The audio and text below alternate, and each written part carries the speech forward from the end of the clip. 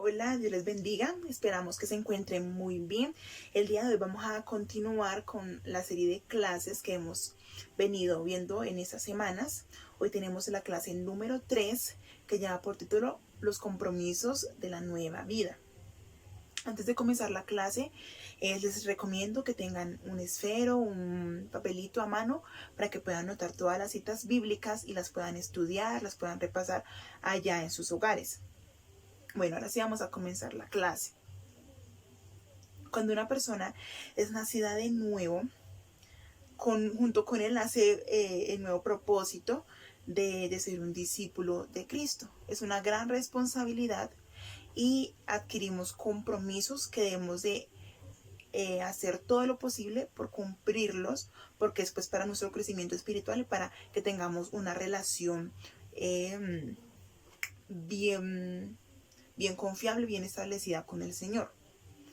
Vamos a comenzar con el primer punto. Esta clase está dividida en 4 partes. La primera parte es compromisos que adquirimos en nuestra vida privada. Vamos a leer en 2 Corintios capítulo 3 versículo 18 en la Nueva Versión Internacional, y dice así: así que todos nosotros, a quienes nos ha sido quitado el velo y podemos ver y reflejar la gloria del Señor, el Señor, quien es el Espíritu, nos hace más y más parecidos a Él a medida que somos transformados a su gloriosa imagen. ¿Qué nos quiere decir con esto? Que nosotros, en el proceso que vamos caminando con el Señor, Él va limpiando, transformando nuestras vidas, y nosotros debemos de menguar el yo y que Dios sea creciendo en nosotros. Que sea Él transformando nuestras vidas, transformando nuestros corazones, y que cada vez haya más de Él en nosotros y que la carne mengue y crezca más Dios en nuestras vidas. La segunda parte del compromiso de la vida privada es que sin amor no hay discipulado. Vamos a leer en Lucas 14:26, traducción del lenguaje actual, que dice: si alguno de ustedes quiere ser mi discípulo, tendrá que amarme más que a su padre o a su madre, más que a su esposa o a sus hijos, y más que a sus hermanos o a sus hermanas. Ustedes no pueden seguirme a menos que me amen más que a su propia vida. ¿Qué nos quiere decir la palabra de Dios con este versículo? Que debemos de poner a nuestro Dios en primer lugar en todo momento. No quiere decir que no queramos a nuestra familia, sino que debemos de querer muchísimo más a Dios y ponerlo en primer lugar, pues Él nos ha dado la vida, por Él que subsisten todas las cosas. Gracias a Él estamos aquí, gracias a Él podemos tener un día más de vida, de respiración. Él nos da todo, nos provee todo. Entonces Él merece ese primer lugar en nuestras vidas. Entonces nosotros debemos de amar a Dios con todo nuestro corazón, porque sin amor no hay discipulado. El discípulo es seguidor de Cristo, y si un seguidor no ama a la persona que sigue, pues no tendría sentido. Entonces tenemos que poner a Dios en primer lugar. El tercer punto a tener en cuenta es la disciplina. Cuando una persona ha nacido en Cristo, hay muchos hábitos, muchas costumbres que se deben de empezar a dejar a un lado. Debemos de adquirir nuevos hábitos, nuevas costumbres que ayuden a nuestro crecimiento de nuestra vida espiritual. Entonces, uno de ellos es tiempo con la palabra de Dios. Vamos a leer en Juan 8:31, que dice: dijo entonces Jesús a los judíos que habían creído en él: si vosotros permaneciereis en mí, seréis verdaderamente mis discípulos. Entonces, para permanecer en Él, tenemos que conocer su palabra. Tenemos que conocer la historia de nuestras raíces, la historia de la Biblia, la historia del por qué estamos aquí, de dónde venimos, y todo eso es muy importante. Entonces, la importancia de estudiar la palabra es que nos va a ayudar en momentos de angustia, momentos de felicidad. O sea, para todos los momentos, para todas las ocasiones, hay palabra de Dios.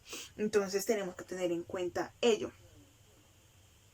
Tenemos que dedicarle tiempo a la palabra de Dios para poder crecer. Tenemos que memorizar versículos, escuchar la palabra por un mensaje, leerla, aprenderla, estudiarla, escudriñarla, podemos ver que Jesús, cuando fue tentado por el diablo, venció la tentación, venció estas pruebas, fue porque él sabía la palabra, sabía de lo que estaba hablando, porque podemos ver que en todas partes decía, porque escrito está, porque escrito está. Entonces nosotros debemos de aprender la palabra de Dios, de tenerla siempre presente y siempre usarla. La podemos usar como un consejo para una persona, cuando estemos tentados, cuando estemos en angustia, cuando estemos en gozo, podemos siempre utilizar algún versículo de la palabra de Dios. Y pues sabiendo que pues no siempre vamos a tener la Biblia física o la Biblia digital, sino que va a haber ocasiones donde vamos a estar solamente ahí. Nosotros sí tenemos que enfrentar alguna situación, dar algún consejo. Es muy bueno saber la palabra de Dios para poder ser de ayuda, para poder cubrirnos con la sangre de Jesús, para poder vencer y luchar todas las tentaciones. Amén. El otro punto a tener en cuenta es la oración. La oración es súper, súper, súper, súper importante para un cristiano en todas sus fases, en todas. No que porque ya llevo muchos años en la iglesia voy a dejar de orar, no.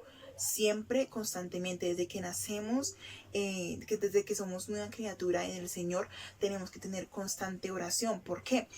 Porque Dios puede hablarnos a través de muchos medios, a través de su palabra, a través de un mensaje. Puede usar a una persona para que nos dé una palabra de aliento, una palabra de consejo, pero la única manera que nosotros tenemos de comunicarnos con Dios es a través de la oración. Y no solamente debemos utilizar la oración como un amuleto, como una ruta de escape cuando estemos en circunstancias entre la espada y la pared, sino que en todo momento estemos gozosos, tristes, alegres, perseguidos, relajados, sea como sea que estemos, debemos de siempre buscar a Dios, de orar. Una vida sin oración se debilita, se enferma y se muere.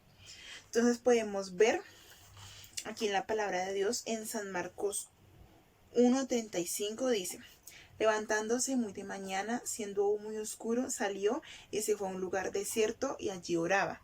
Esto nos quiere decir que Jesús puso la oración en primer lugar. Entonces así también nosotros tenemos que poner la oración en primer lugar. Por ejemplo, la comida pues es nuestro alimento para este cuerpo, para este estuche, ¿sí? Pero la oración es nuestra comida, nuestro alimento de nuestra vida espiritual. Si no nos alimentamos mediante la oración y la lectura de la palabra de Dios, pues vamos a estar raquíticos y vamos a morir. Así como cuando a las personas les da anorexia y todo eso, entonces podría ser que sería como una anorexia espiritual. Entonces tenemos que mantener esa relación con Dios mediante la oración y mediante la búsqueda de su palabra. ¿Amén? El otro punto a tener en cuenta es la santidad. La palabra de Dios nos dice en Hebreos 12:14: seguid la paz con todos y la santidad, sin la cual nadie verá al Señor. En esencia, la santidad es apartarnos de todo lo pecaminoso, apartarnos de una vida llena de maldad, de pecado, y agradarle al Señor. La santidad no viene así de, ya me bauticé y ya soy santo. No, la santidad es progresiva, es un progreso, es un proceso con Dios, y donde Dios nos va diciendo como que hemos de cambiar, y muchas veces uno va así y uno ni siquiera hace, o sea, así uno va caminando con Dios y todo eso, y uno hace como un alto en el camino y uno como que se empieza a reflexionar y uno dice, bueno, yo ya no hago esto, yo antes hacía esto, ya no lo hago. Entonces ahí es donde podemos ver que todo es un proceso, no es que vamos a cambiar de la noche a la mañana, no, sino que todo es un proceso con el Señor. La segunda parte de la clase son nuestros compromisos en el hogar. ¿Cuáles son ellos?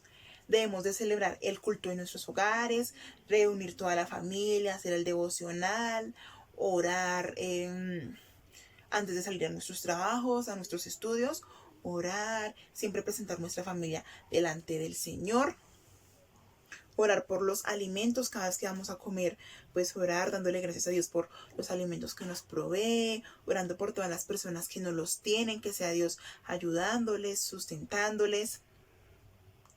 Cuidar nuestro hogar es otro compromiso, tenerlo bien aseado, que podamos ser testimonio, sí, bien aseado, procurar no tener imágenes de idolatría o de cosas que puedan ser malinterpretadas, no.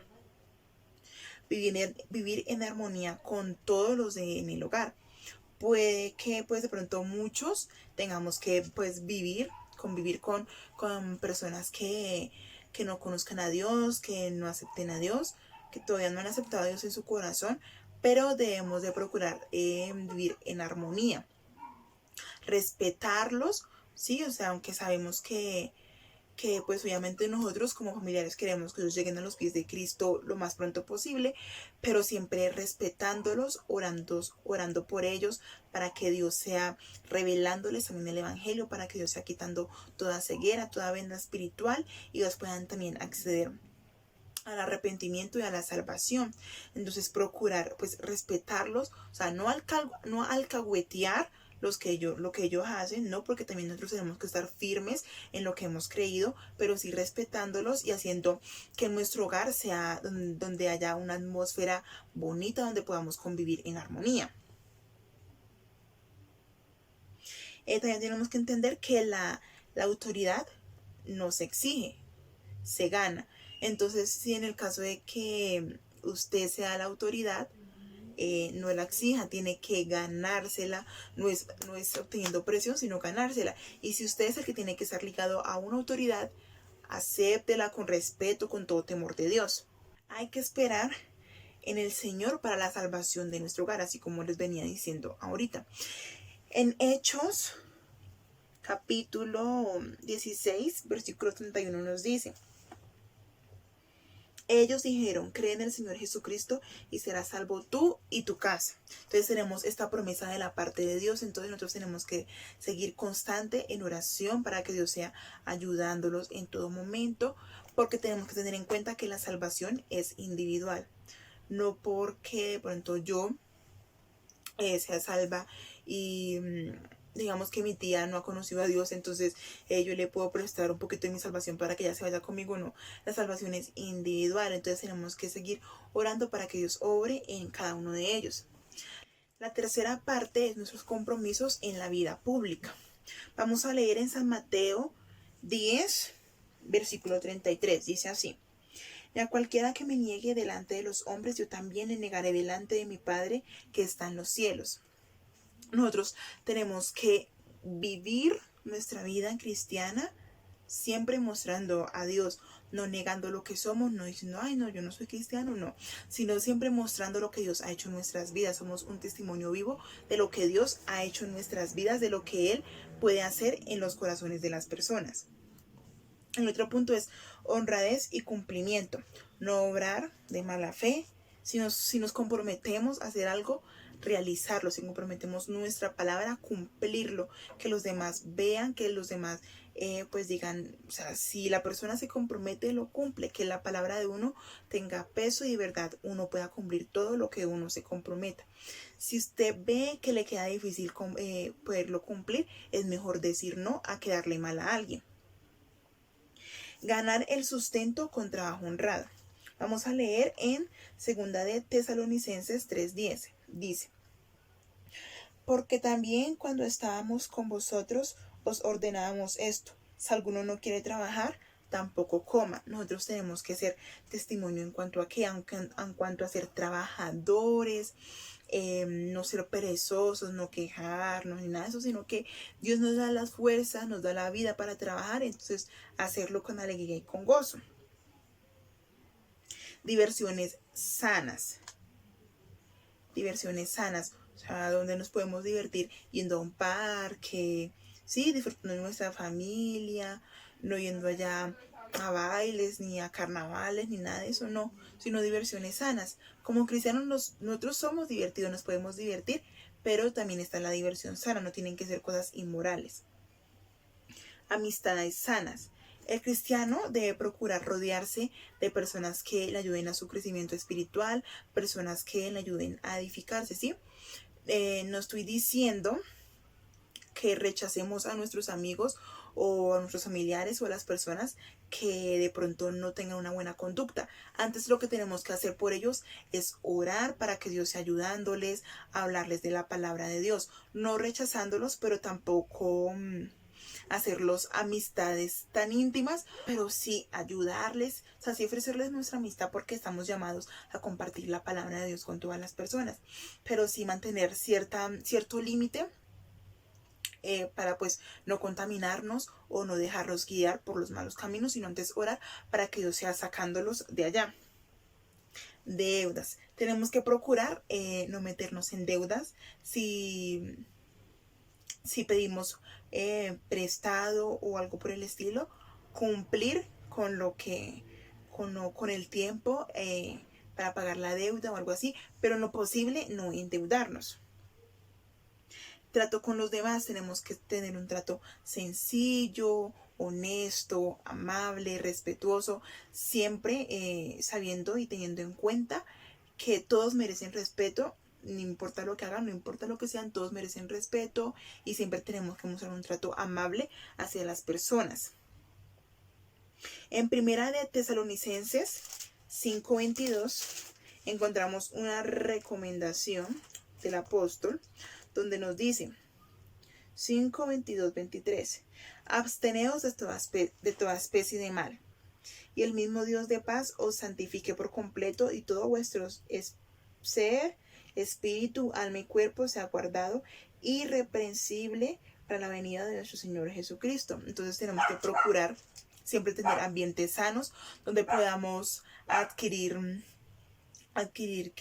más sabiduría, donde podamos siempre estar guardándonos para el Señor, siempre estar apartados de toda especie de mal y que nuestra vida pueda ser un ejemplo para los demás.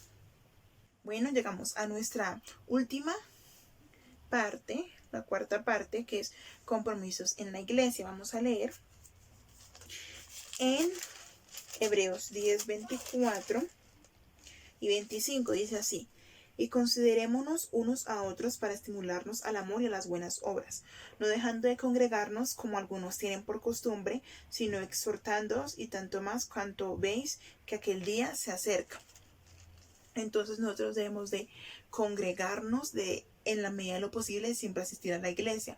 Una cosa es no poder y otra cosa es no querer. Cuando no podemos es porque hay circunstancias que se nos salen de las manos. Pero cuando una persona puede ir a la iglesia y no quiere, eso demuestra un enfriamiento espiritual. Entonces, en la medida de lo posible, siempre asistir a la iglesia. Guardarle fidelidad a la congregación donde estemos. Es recomendable no estar cambiando de iglesia en iglesia, pues a menos que ya sea por un motivo de fuerza mayor, pero en lo posible siempre guardarle fidelidad a nuestra congregación. Otro punto a tener en cuenta es ayudar en nuestra iglesia a colaborar con todo lo que podamos para el crecimiento de la obra del Señor. Ahora vamos a leer en Hebreos capítulo 13, versículo 17, dice así: obedeced a vuestros pastores y sujetaos a ellos, porque ellos velan por vuestras almas, como quienes han de dar cuenta, para que lo hagan con alegría y no quejándose, porque esto no os es provechoso.